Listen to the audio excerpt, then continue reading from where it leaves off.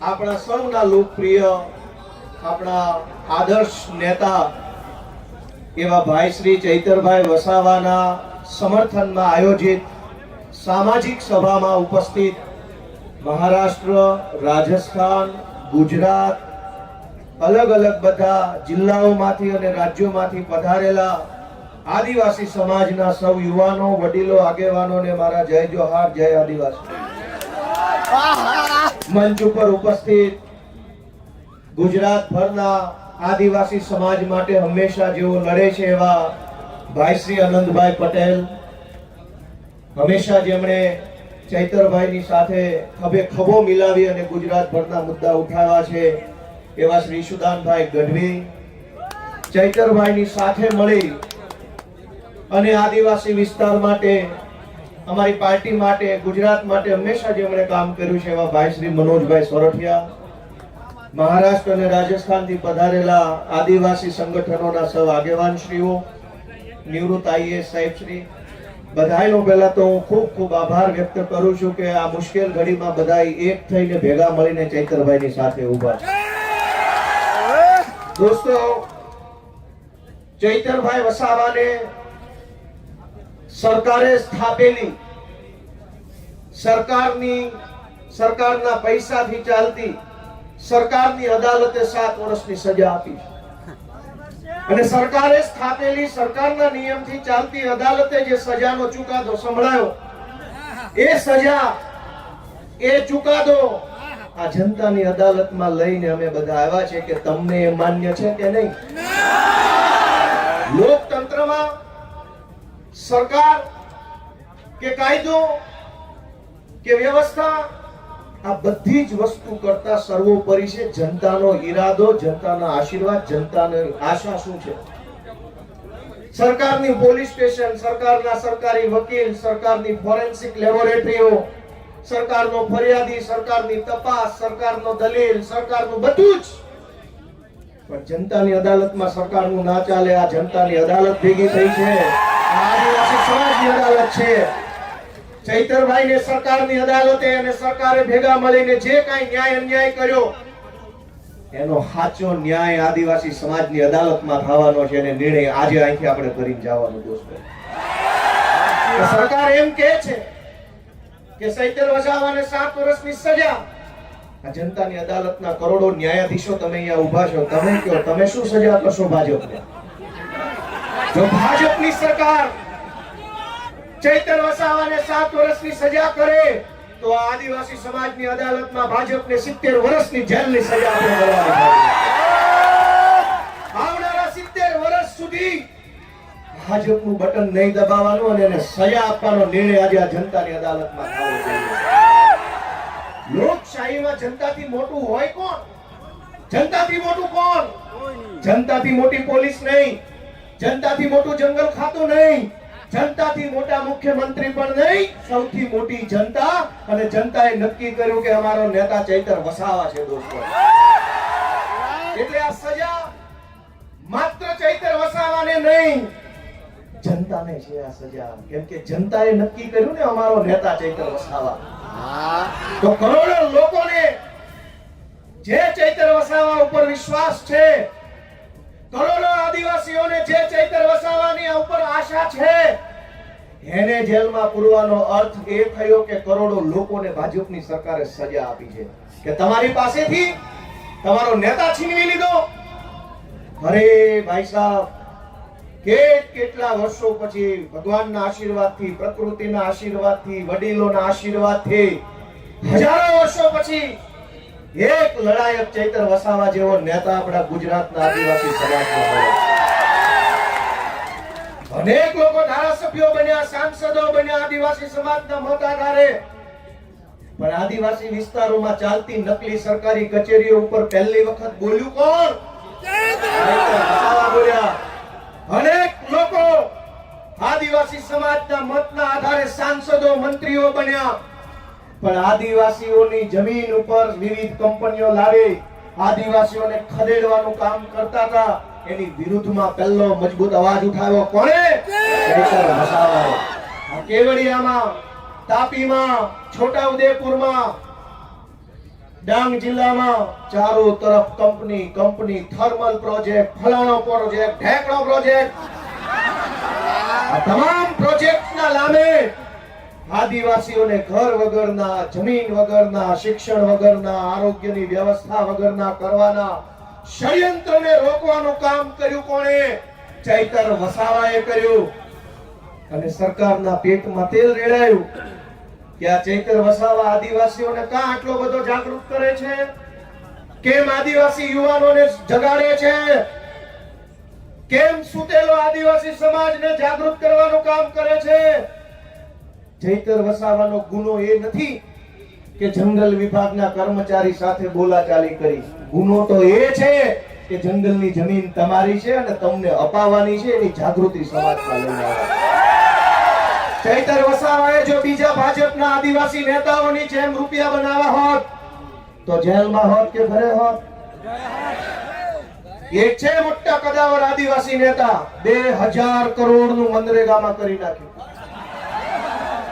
જેલમાં છે કે મેલમાં? આદિવાસીઓના મત લઈને, આદિવાસી વિસ્તારોની ગ્રાન્ટો ખાઈને 2000 કરોડ રૂપિયાનું બૂચ મારીને જો બેઠા હોત તો મેલમાં હોત.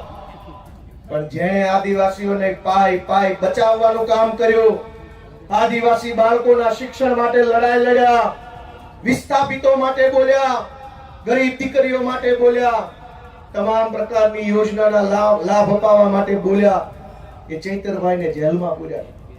વિધાનસભામાં આજની તારીખમાં જેની ઉપર ગુજરાતની હાઈકોર્ટે આદેશ કર્યો હોય કે આ ધારાસભ્યો પર બળાત્કારની એફઆઈઆર નોંધો, જેની ઉપર બળાત્કારની એફઆઈઆર છે એ આજે વિધાનસભામાં છે. આજની તારીખમાં ધારાસભ્ય છે, જેલમાં નથી, બળાત્કારના આરોપી.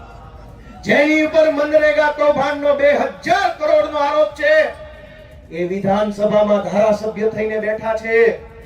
જેની ઉપર જમીનો પચાવી પાડવાનો કેસ ચાલે છે 200 કરોડનો, એ અત્યારે ધારાસભ્ય છે. ગુજરાતના તમામ ચોર, લુચ્ચા, લફંગા, લબાડ, તોડબાજ, બળાત્કારી, ભ્રષ્ટાચારી, હલકા ધંધા કરનારા બધા જ લોકો આલીશાન જિંદગી જીવે છે. અને એક મામૂલી ગુનાની અંદર ચૈતર વસાવાને 7 વર્ષની સજા. 7મા ધોરણમાં ભણવામાં આવતું કે દેવડીએ દંડાય છે ચોર મુઠ્ઠી ઝાડના, ને લાખ ખાંડી લૂંટનારા મહેફિલે મંડાય છે. કરોડોના કૌભાંડ કરનારા લોકો વટથી ફરે છે અને આદિવાસી સમાજ માટે લડનારા ચૈતર વસાવાને જેલમાં પૂર્યા છે. દોસ્તો, મારી તમને એટલી વિનંતી છે કે લડાઈ બહુ લાંબી છે. આજે આપણે બધા અહીંયા ભેગા થયા છીએ, અહીંયા આકલા પડકારા, જુસ્સો, આમ કરી નાખું તેમ કરી નાખું કરીએ છીએ, પણ સાચું આમ અને તેમ કરવાનું ટાણું છે ને એ મતદાનના દિવસે આવતું હોય. લોકશાહી છે, આમ તેમ જે કાંઈ, અને નર્મદા જિલ્લા વાળાએ તો આમ તેમ કરીને બતાવી દીધું છે. જો આમ થાય, આમ તેમ કેમ થાય ને, ગઈ ચૂંટણીમાં કહી દીધું કે આમ થાય. બહુ ચોંટા હતા, ઝૂકેગા નહીં સાલા. બટા પાડી દીધા. વડાપ્રધાને અહીંયા સભા કરી, ગૃહમંત્રીએ સભા કરી, પ્રદેશ પ્રમુખે કરી, પણ નર્મદા જિલ્લાના આદિવાસીઓએ કીધું ઝૂકેગા નહીં સાલા. આને કહેવાય અસલ ટાઈગર. પણ દોસ્તો, હું તમને છેલ્લી 2-3 વિનંતી કરીશ કે ચૈતરભાઈનો ગુનો શું? આ ભાજપ વાળા ટીવીમાં, સોશિયલ મીડિયામાં ચૈતરભાઈને બદનામ કરવાનું કામ કરે છે કે એને વન વિભાગ વાળાને આમ તેમ કહી દીધું, ધાક ધમકી કરી લીધી. તમારા વન વિભાગ વાળા, તમારા પોલીસ વાળાએ અમારી હારે જે ધાક ધમકી કરી છે ને એની સજા 700 વર્ષ આપો તો ઘટે એમ છે. આખા ગુજરાતમાં સરકારી માણસો જનતા હારે કેવું વર્તન કરે છે? સરકારી મામલતદાર, સરકારી પીએસઆઈ, સરકારી ટીડીઓ, સરકારી પ્રાંત, સરકારી આરએફઓ, આ બધા જ લોકો રાજ્યની નાની નાની જનતા સાથે કેવું વર્તન કરે છે? ઈ વર્તનની જો સજા આપવા બેસીએ ને તો એકેય માઇનો લાલ ઓફિસમાં બેસી નહીં શકે, બધાને જેલમાં પૂરવા પડે. ચૈતર વસાવાએ 4 શબ્દો શું કીધા તો માઠું લાગ્યું. પણ દોસ્તો, ચુકાદો હવે જનતાની અદાલતમાં લાવવાનો છે. તમારે નિર્ણય કરવાનો છે કે આજ ચૈતર વસાવાને તમારા આશીર્વાદથી એક વખત ગુજરાતની સરકારમાં બેસાડો, પછી ખબર પડશે કે કેવી રીતે ન્યાય કરી શકાય. આપણે ક્યાં સુધી અન્યાય સહન કરવાનો? માંડ કરીને એક નેતા મળે, એક બાજુ બધા ભ્રષ્ટ નેતાઓ સમાજ માટે બોલે નહીં, લડે નહીં, અવાજ ઉઠાવે નહીં, ચૂપ થઈ જાય. એક બાજુ માંડ એક બોલનારો નેતા મળ્યો હોય, એને જેલમાં પૂરી દેવો. ગુજરાત ભરની જનતાને હું તો વિનંતી કરું છું, માત્ર આદિવાસી સમાજ નહીં, જે કંઈ પણ થોડા ઘણા બોલનારા નેતા વધ્યા છે ને, એની સાથે રહેજો, એને ટેકો આપજો, એની પડખે રહેજો. એને તો ગુજરાતમાં કોઈ બોલે છે. સરકાર એમ ઈચ્છે છે કે કોઈ પણ માણસ ભાજપની સામે બોલવો ન જોઈએ, કોઈ માણસ ભાજપની સામે અવાજ ન ઉઠાવવો જોઈએ, એવું સરકાર ઈચ્છે છે. પણ કેટલાક માણસો ચૈતર વસાવા હોય, એ પ્રકૃતિમાંથી પેદા થયેલા હોય, કોઈના બાપથી નો બીવે, સરકાર હોય કે સરકાર હોય કે કેવ હોય છે. અને આ જળ, જમીન, જંગલ કોનું છે? સરકારનું છે. સરકાર નહોતી, જે દિવસે આ દેશમાં સરકારો નહોતી ત્યારે જંગલ હતું કે નહીં?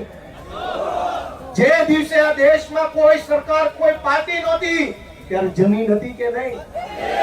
અને જે દિવસે આ ભાજપ પાર્ટી કે એના નેતાનો જન્મ નહોતો ત્યારે આ ધરતી પર જળ હતું કે નહીં? ભાજપ વાળા પેદા નહોતા થયા ત્યારે જળ હતું, ભાજપ વાળા પેદા નહોતા થયા ત્યારે જમીન હતી, ભાજપ વાળા પેદા નહોતા થયા ત્યારે જંગલ હતું, અને ભાજપ વાળા પેદા નહોતા થયા ત્યારે આદિવાસી પણ હતા દુનિયા ઉપર, આ દેશ ઉપર. તમારી પોલીસ, તમારું ફોરેસ્ટ, તમારા બધા માણસો એ તો હમણાં આવ્યા. આ તો સદીઓથી હાલતી આવતી વ્યવસ્થા છે ને, એને સંભાળીને રાખનારો આદિવાસી સમાજ છે દોસ્તો. આદિવાસી સમાજ જળ, જમીન, જંગલની રક્ષા કરે, અને આદિવાસી સમાજની રક્ષા ચૈતર વસાવા કરે છે. એ વાત ભાજપ વાળાને ગમતી નથી.